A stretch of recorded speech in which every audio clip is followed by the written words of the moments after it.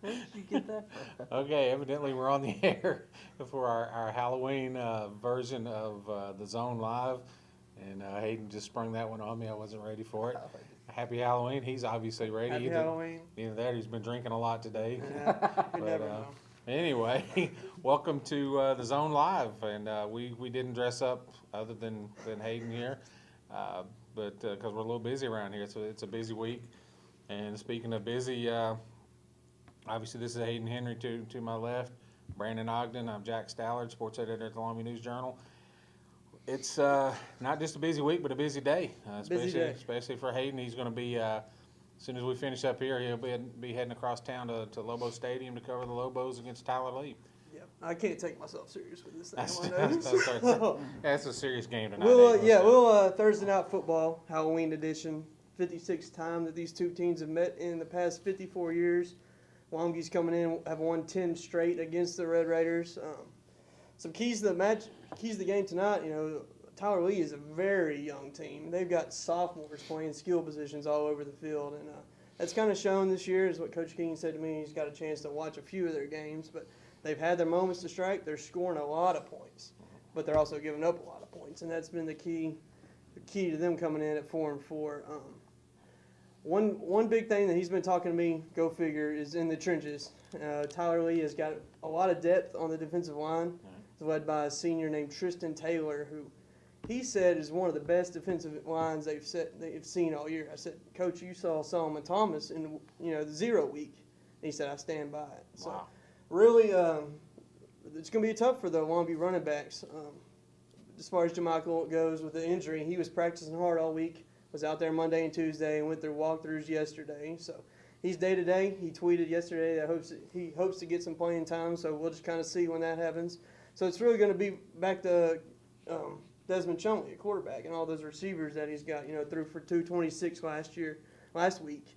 In district play, he's completed close to 50% of his passes for 730 yards, 13 touchdowns, and has 2 interceptions. So he's on a roll right now, and they'll be looking at that air attack tonight against the Red Raiders. Like I said, if it comes down to Chumley, that's not a bad thing. I mean, this kid's shown that he can play the quarterback position. Great weapons, out there with Dorian Leonard, who's really come on. If it comes down to that, I don't think that's an issue for the Lobos. Like I said, I think it's going to come. Tyler Lee has to score a lot of points.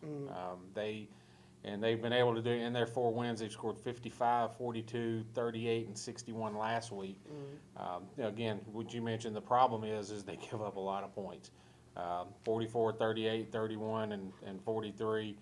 Last week they gave up 54. They won that game, but they still gave up 54 points. I don't think they can get into that kind of game with the Lobos. We'll just kind of see what happens tonight. This should be a lot of fun, Brandon.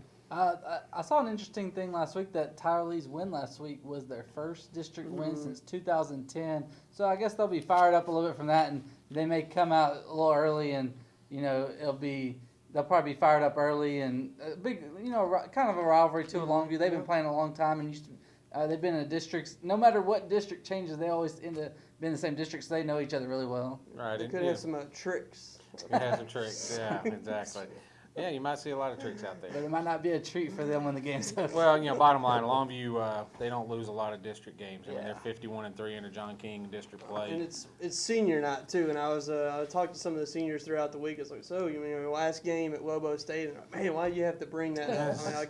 I've never been around a team that loves playing at home as much as the Lobos do. So that adds into it all. Should be a great game. We have a question. It sounds like. All right. There we go. Just for our watchers that we like it. All right. Well, just remind everyone to check the site for live updates during the game. Absolutely. Just remind folks, Hayden will be there all night long. He will be tweeting. We'll have the score on the scoreboard on ETVarsity.com.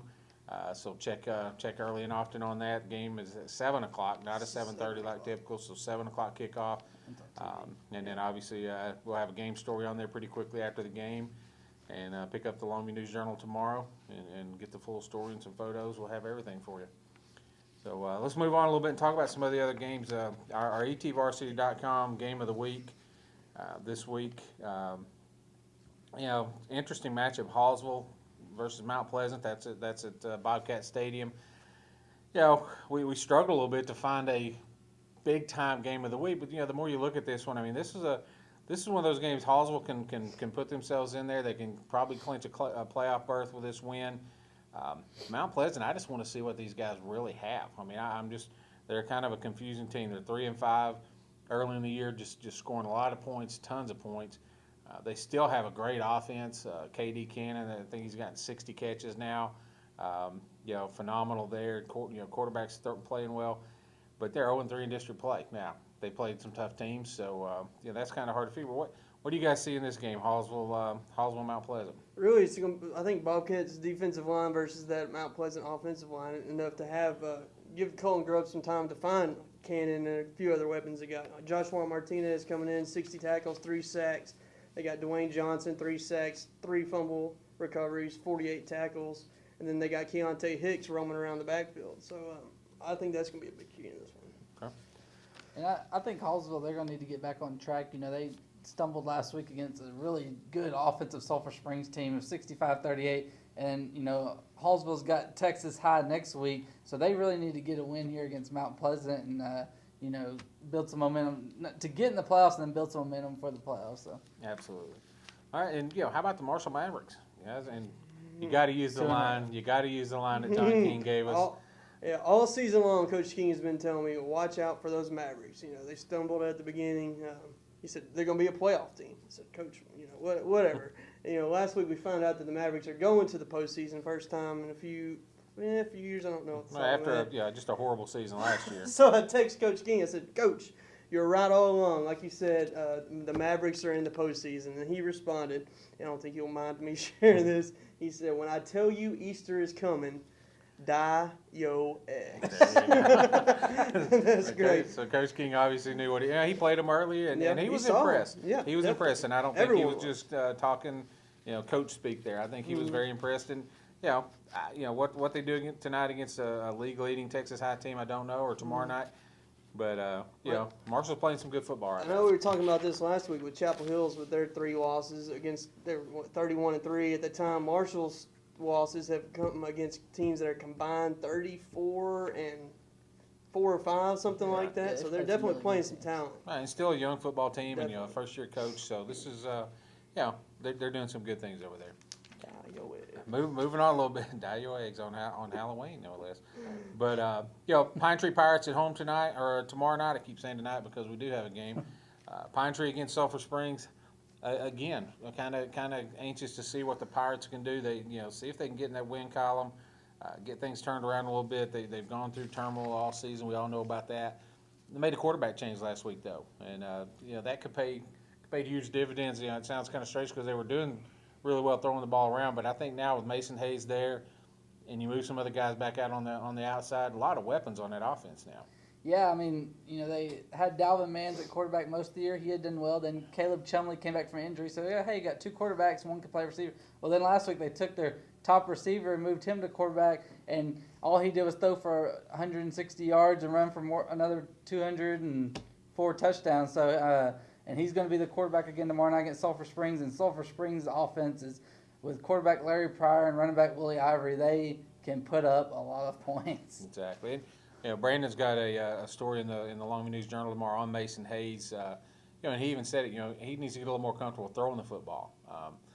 So he ran the ball really well last week. So he's had a week now to throw the ball around a little bit more. Look for them to put some points on the board tonight. One of my favorite games of the week is going to be Kilgore at Henderson. I've been involved in this rivalry for a long time. When I first started in Kilgore as a sports writer in 1987. Yes, it's a long time. There's no love lost between these two teams. In fact, I was commenting on it this morning up on the Whataburger sign in Kilgore. It says beat Henderson, and my son was commenting on that. And I said, got Henderson this week. And I said, son, that sign's been up all year. So that, joking around a little bit, but that's how Kilgore feels about Henderson, and how Henderson feels about Kilgore. Don't like each other a lot, and this is a big game for Henderson. Sitting at 2-2 in the district. Kilgore's wrapped up a playoff berth.